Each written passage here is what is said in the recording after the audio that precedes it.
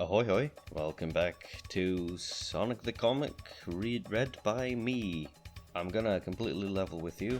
Going forward, managing all the A stories, B stories, C stories, and now D stories will become a much more arduous task, and making everything sync up will be utter hell. So this episode will just be issues 67 and 68. That way I can sync up the B stories through for next video.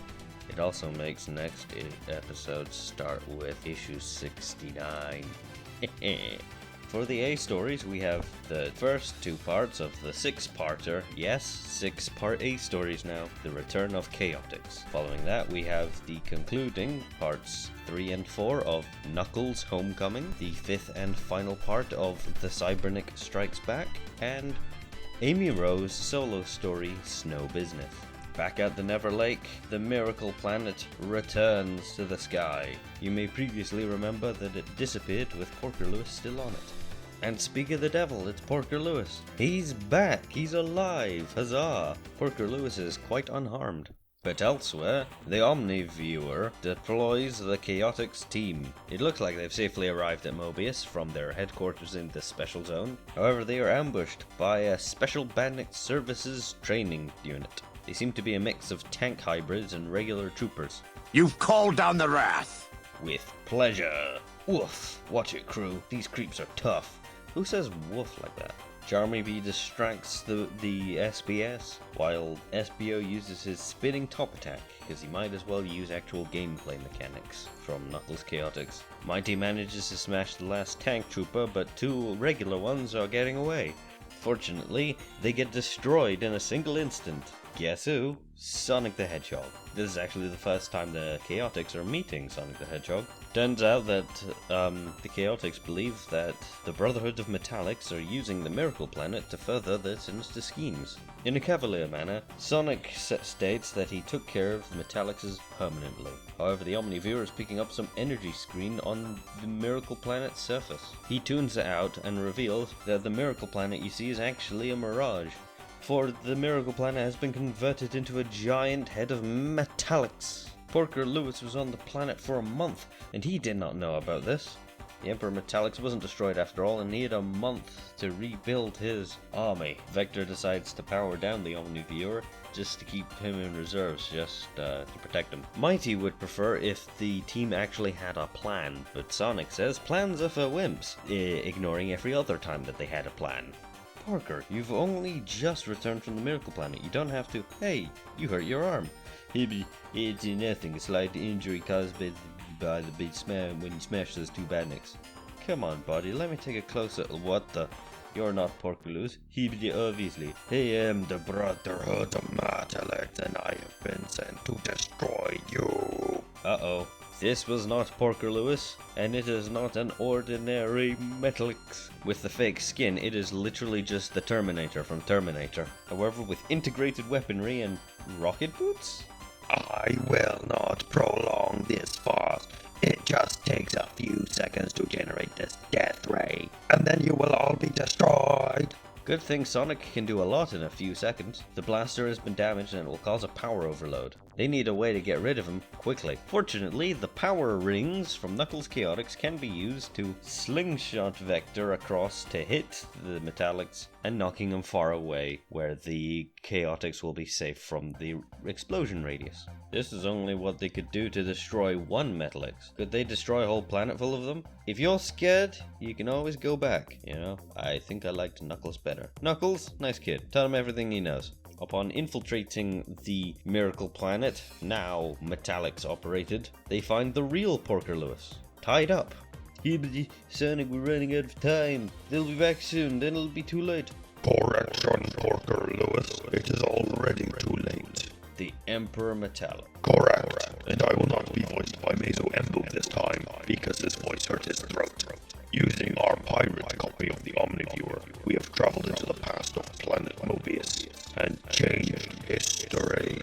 Well, I guess the FBI were right. Piracy is immoral. Just look at your precious planet Mobius and see. We changed everything.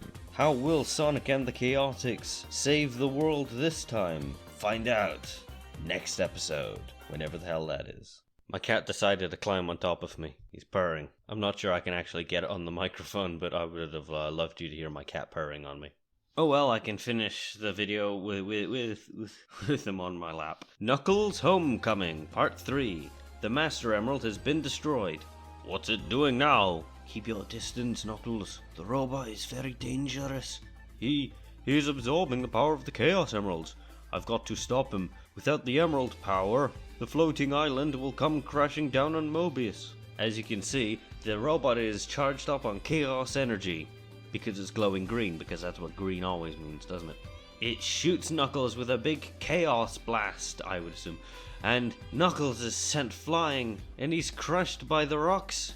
Knuckles! Knuckles! It's no good. No one can withstand a direct hit from the robot. He must be dead. Good riddance, I thought we'd never get rid of that pest ourselves. My plan worked perfectly. Knuckles was so pleased to meet a member of his lost race that he believed everything I told him. He never suspected I could be evil. Ha! The knucklehead led me straight to the legendary Chaos Emeralds. Alas, their inestimable power has been transferred to my indestructible robot. Now it's fun time. I will find every one of Knuckles' lost people and take my revenge. It turns out that Dr. Zachary is actually a massive bastard. He has stolen the energy of the Chaos Emeralds for himself, and he is also going to destroy the planet of Mobius by allowing the floating island to crash straight into it. But Knuckles is not down and out for the count just yet. Good thing that Zachary was passing by a zoom tube exit, because it allows him to sneak attack the robot. He's destroyed the wing, and now the robot cannot leave the island. If Zachary cannot leave the floating island, he will make sure that he will kill Knuckles before it gets destroyed. But it seems that it may be too soon, for the floating island is about to crash into the mountain range. It's only mere seconds before the impact with the mountain, and the refugees from Emerald Hill are completely unaware. Brace for impact. Side note, Knuckles looks kinda goofy in this picture. Fortunately, the floating island finds itself balancing on top of the mountain, buying Knuckles and Zachary enough time to have their fight to the death. Because if Zachary can't get out alive, he'll make sure that Knuckles won't either. Good thing there's all this mountain debris all over the place, and it's sharp enough to decapitate the Guardian robot. Psst, head off. And Knuckles, I'm an old echidna. You wouldn't hit me, would you? It's my heart, you see. The floating island is falling apart, kind of, and Zachary has fallen off, presumably to his horrific demise. That is the last we will see of Dr. Zachary, probably. Who knows? It's a comic book. No one stays dead forever. Now that Zachary's gone, Knuckles needs to figure out how to take care of the floating island is going to crash into the surface of Mobius problem. The Chaos Energy is still within the Guardian robot head, so he just plonks that into the Master Emerald chamber to keep it for a while. The floating island has once again begun to move. Knuckles realizes that when he was so excited to finally meet another of his race, he had no idea he would be evil. But he knows that his people will one day return, and he will be waiting. Alright, just two more stories. Let's finish Cyberneck Strikes Back Part 5, and then the Amy Rhodes thing. Heroic Outlaw, short-fused Cyberneck is waging an attack on the Citadel Robotnik to free his friends Techno. Curse him! Metamorphia told me he was dead. Fdoom! That's not the kind of sound I would expect from crashing through a metal ceiling, but sure, let's go with Fdoom. Ooh, all the Trooper Badniks are shooting Cyberneck, but he feels nothing. Just a bit more to the right. Fizzap! That's the way to do it. Your number's up, Cyberneck. Fizzap-a-pa-pa-pa-pa-pa-pa. Now it's just you and me, Robotnik. Pull the trigger, Cyberneck. The ruler of Mobius never begs for mercy. But let's not be too hasty. Metamorphia has Techno. Surrender, or the Canary's history. Shorty boasts about his enhanced reflexes thanks to the Cyberneck armor. He bets he could shoot Robotnik and save Techno within a blink of an eye. If Metamorphia still had her powers, then Techno would be toast. She should not have mentioned that she does not have her powers at this time, because it allows Techno to utterly body her, and now there's literally nothing stopping Short Fuse. But Shorty decides not to kill Robotnik, because he is not an evil prick. Instead, Robotnik will suffering more and more defeats at his hand. And he just flies away with Techno. And Robotnik is just in for a good sulk. Techno is escorted back to her secret base and offers Shorty the opportunity to make it his secret base also. But Shorty says no, he must remain on the move to remain underneath Robotnik's radar. But he will be back. This isn't the last we've seen Shorty and Techno. Closing out for today, we have Amy in Snow Business. It's nearly New Year and the freedom fighters have to take a break. Knuckles has allowed them access to the ice cap zone for a good old snowball fight. Sonic is way too cool to be hit by a sloppy snowball. But how about a quick smooch under the mistletoe? Ah yes, back when literally all of Amy's personality traits was trying to get with Sonic the Hedgehog. Sonic instead decides he wants to race. Here to the edge of the zone, and back. It's no contest though, Knuckles has the home field advantage. Amy doesn't give up on love that easily and goes out to find where she dropped her mistletoe. She scales a small cliff face, only to find that it actually reveals a badnik that was left behind. Duh, me am the Snownik. Me was created to destroy all enemies of Dr. Robotnik. Destroy. It's only Amy here to fight to knock off Frosty the Snowman. He freezes her crossbow, so she's left all out of luck.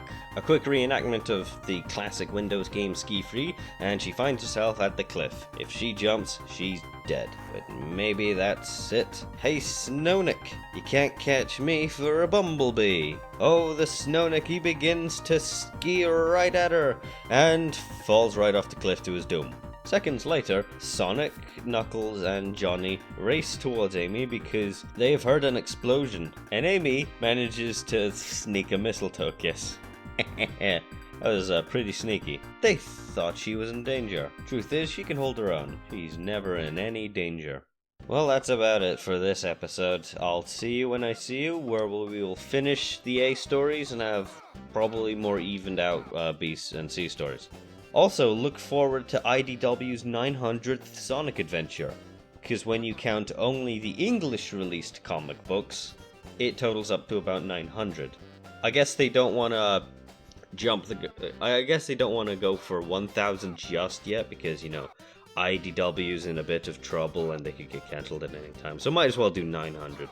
They're even getting Richard Elson and Nigel Kitching to do some stuff for them. So it's sort of like a Sonic the Comic reunion, since they are counting it as English comics. In fact, I think they included all the reprints too. See you next time, Chuckle Nuts.